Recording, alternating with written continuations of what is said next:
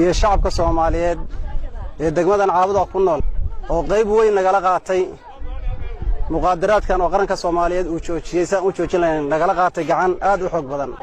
aad iyo aad baan uga mahadcelinaynaa ayagana sida wanaagsan ay nolol shaqeeyeen information baraba noo siinayaan waxaan u sheegayaa shacabka Soomaaliyeed ee ka ganacsada muqaadaraadka ee qaranka Soomaaliyeed uu mamnuucay in qofkii lagu arko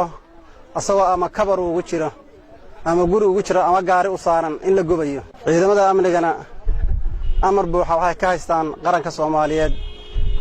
anagoo ah taliskii saldhigga booliska degmada Caabud ciidamada amar waxaan ku siinay inay meesha ku arkaan ku gubaan soona qabtaan waxa la mid ah gawaarida keenaysa in la soo xiro ayaga gubi mayna laakiin waan xireynaa waxayna qaadan doonaan ganaax aad culus iyo xabsi dheeraad ah maxaa yeelay waxay hogaansami laayihiin amarkii qaranka Soomaaliyeed iyo maamul goboleedka Galmudug labadaba ka soo fulay waxaan u arkaynaa ciidii dambe ee lagu soo qabto qaad inay yihiin qarindubis yihiin baan u qaadanaynaa waxaad u jeedaan mar walba inay ciidamadii ay mar walba keenayaan qaadkii waxayna u diyaarsan yihiin mar walba inay fuliyaan amarka qaranka Soomaaliyeed waxaan ku soo qabanay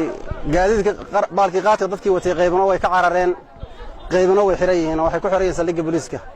ayagoo wali amarka si cad kuwaas u diiday ayay waxay ku xiran yihiin stationka bay ku xiran saldhigga booliska degmada Caabud way ku xiran yihiin waxaana mari doonaa waajibaadka ay ku leeyihiin amar diidada ogamana turi doona insha Allah oo sii socontaana inta qaranka Soomaaliyeed oo ama ogolaasho ama yeelis laga heli doono